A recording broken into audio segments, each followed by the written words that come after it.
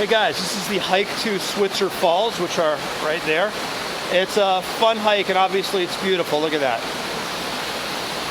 Those are actually the lower falls. There's another set of falls, upper falls, which are a little more spectacular, and you can get there. It takes a little scramble, but to get to these lower falls, there's a very easy to follow trail. It's somewhere in between easy and moderate. It's not really hard, but there are a lot of ups and downs. It's really nice. You get to go through a historic camp, Switzer Trail Camp, and yeah, it's beautiful. It's really, really beautiful. It's like a little oasis, little cathedral here in the middle of the forest. So if you want to do it, go to HikingGuy.com, and I have all the maps and directions, but otherwise, here are the turn-by-turns.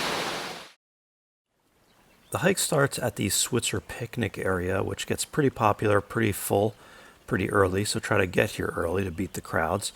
And the trailhead is actually all the way at the end of the parking lot where you come down the hill. And there's a primitive bathroom there. You're just going to make the left here, and you'll see a trail distance sign there, and up ahead there's a marker for the Gabrielino Trail, and immediately you're in this sort of forest wonderland, which is very beautiful and typical of this hike. Just going to go down and go over the bridge here. Now this bridge crosses the Arroyo Seco, which is the stream that you'll be following for most of the way, and the stream that actually goes over the falls. So this is what you're going to see farther down. Now this area is also picnic area up top here, so just keep going straight through the picnic benches, and there's some primitive bathrooms. You're just going to go straight through here. And the trail is actually paved in this section, and pretty soon that gives way to more of a trail, but it is wide and easy to follow. And you'll be going down along the Arroyo Seco, which is down there on your left. There's a lot of shade here, so it's nice for a hot day, and obviously you can dip your feet in the water when you need to. Hopefully you won't have to, or unintentionally have to, because there are a lot of stream crossings here. And unless the Arroyo Seco is raging, these are all pretty doable, and there's multiple ways across the stream. And, just go with the flow, pick the route that works best for you. I like to wear hiking boots here that are water resistant. It makes it a little bit easier, but you can wear sneakers too. When you cross over, there's generally those trail markers like you just saw to help you find the way. Now, as you go down here, you might see some of these ruins. We're going to go to Switzer's Trail Camp a little farther ahead, but this used to be a resort down here. And these ruins are sort of the remains of what travelers used to take when they came down.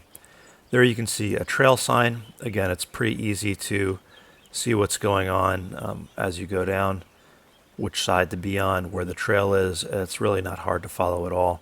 It does change a little bit. There are some of these sections where it gets a little narrower, a little wider. But in general, just keep going down here and do the stream crossings when you see them.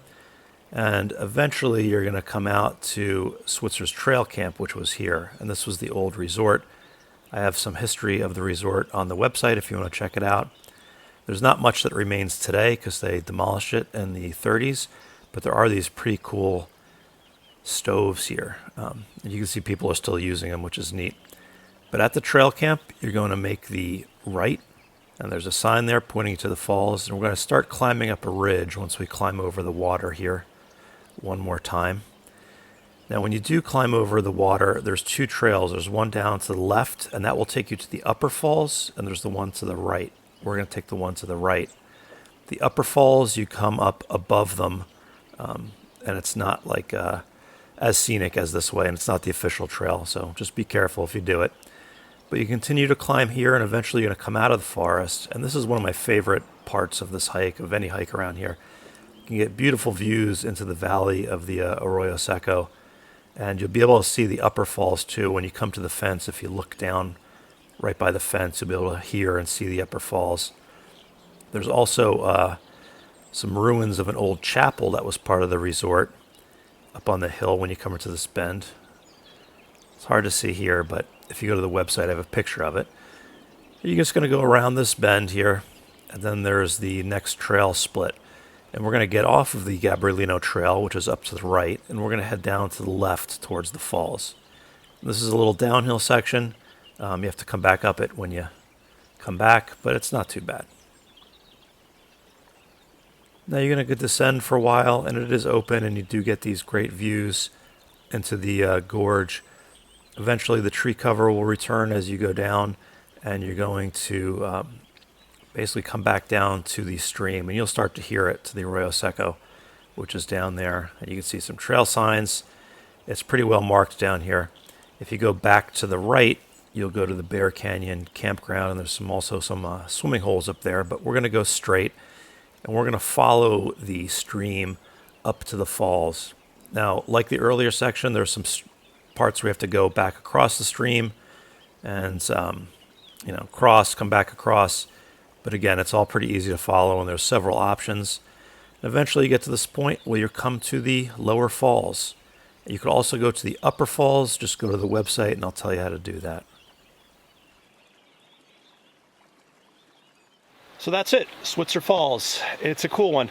My major piece of advice would be go as early as you can. Go at sunrise and avoid the crowds. Just when I was leaving, a bunch of kids came down. They were vaping. They had a Bluetooth speaker.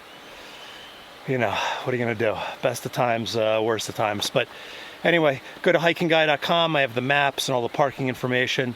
And if you happen to be watching this on YouTube, if you could do me a favor, solid, and give me that little thumbs up, that helps other people find the video.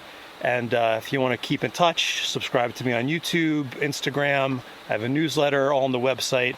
And I'll let you know periodically when I have new guides up or new gear that I'm recommending. So, anywho, Switzer Falls, have fun, guys.